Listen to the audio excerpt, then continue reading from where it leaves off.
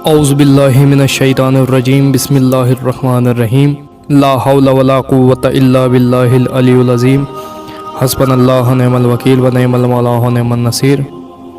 تمام حمد ہے اس خالق کے دو جہاں کے لیے کہ جس نے انسان کو خون کی ایک نازک پون سے پیدا کیا، اور لاکھوں درود محمد و آل محمد کی ذات پر کہ جن کے ذریعے اس نے اپنے پیغام کو ہم تک پہنچایا۔ درود و سلام ہو وقت کے امام پر کہ جو اپنے چاہنے والوں کو کبھی تنہا نہیں چھوڑتے اور وقت ضرورت راہ حق پر چلنے والوں کی ہمیشہ ہدایت کرتے ہیں۔ ایک مرتبہ آیت اللہ مرشی نجفی فرماتے ہیں کہ جب میں جوان تھا اس زمانے میں میرا ارادہ ہوا کہ میں زیارت کے لیے حرم عسکریین امام علی نقی علیہ الصلوۃ والسلام اور امام حسن عسکری علیہ الصلوۃ والسلام کے لیے جاؤں۔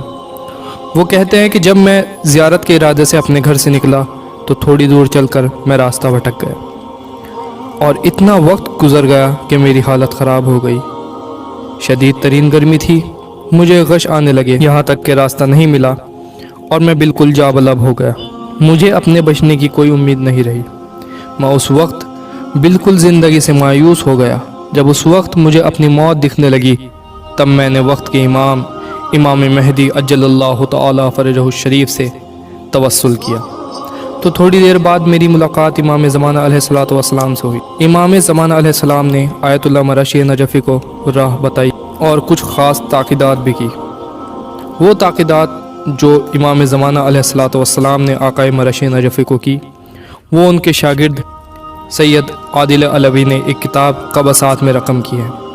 فرماتے ہیں کہ امام زمانہ علیہ الصلوۃ والسلام نے خاص طور پر مجھے تلاوت قرآن کرنے کی نصیحت کی، کہا کہ تلاوت قرآن کو لازمی کرو، اور اس کی آقا مرشی نجفی کو بہت زیادہ تاکید کی۔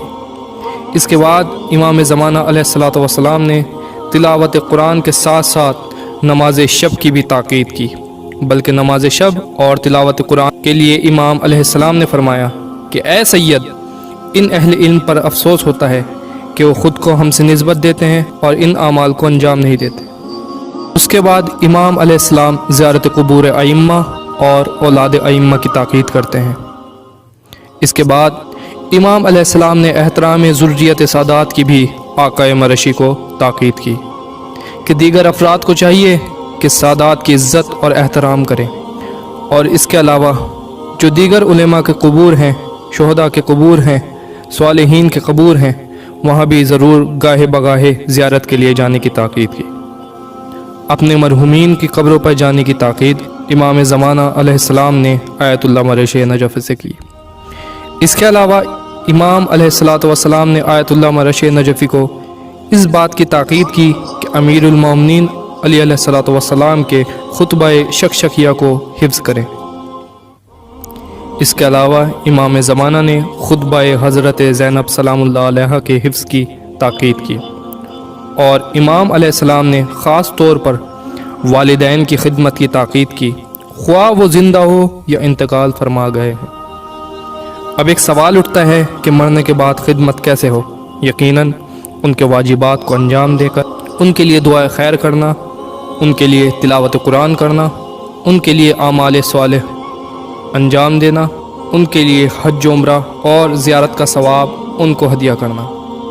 امام زمانہ علیہ الصلوۃ والسلام نے آیت اللہ مرشی نجفی سے کہا ایک عقیق جس پر 14 معصومین کے نام کندہ کیے جائیں اس کو میت کے منہ میں رکھنے کی تاکید امام زمانہ علیہ الصلوۃ والسلام نے آیت اللہ مرشی نجفی کو کی۔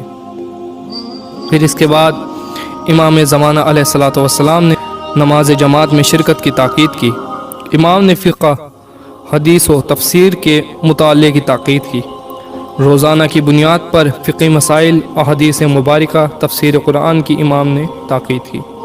اس کے بعد امام زمانہ عجل اللہ تعالی فرجہ الشریف نے آقا مرشی کو نہج البلاغہ اور صحیفہ کاملہ کا مطالعہ کرنے کی تاکید کی اور ان کی دعا کو حفظ کرنے کی تاکید کی۔ جب امام زمانہ علیہ الصلوۃ والسلام نصیحتیں کر چکے، اس کے بعد آیت اللہ مرشی نجفی نے امام سے کہا کہ مولا مجھے کچھ دعا دیجیے۔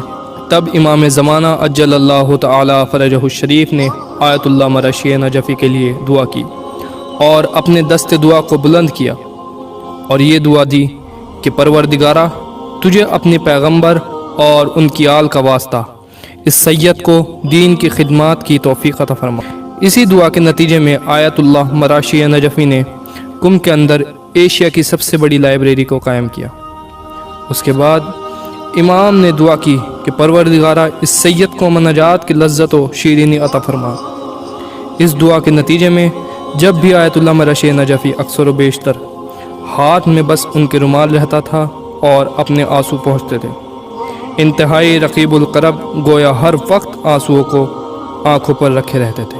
اور پھر امام نے فرمایا کہ پروردگارہ اس کی محبت لوگوں کے دلوں میں قرار دے اور اس کو ہر طرح کے شیطانی شر سے محفوظ فرما، خصوصاً حسد سے۔ اور اس کے بعد امام زمانہ اجل اللہ تعالی فرجہ الشریف نے تحفے میں آیت اللہ مراشی نجفی کو خالص تربت امام مظلوم کربلا یعنی خاک شفا کے، جس کے ساتھ کوئی اور خاک ملی ہوئی نہیں تھی، بالکل خالص۔ آیت اللہ مراشی نجفی پوری زندگی جب تک زندہ رہے اس خاک شفا کو اپنے جسم کے ساتھ لگا کر رکھتے تھے اور وصیت کر کے گئے تھے میرے مرنے کے بعد میری قبر میں اس خاک شفا کو ڈالا جائے۔ اور اس کے علاوہ امام زمانہ نے آیت اللہ مراشی نجفی کو ایک عقیق کی انگوٹھی بھی تحفے میں دی۔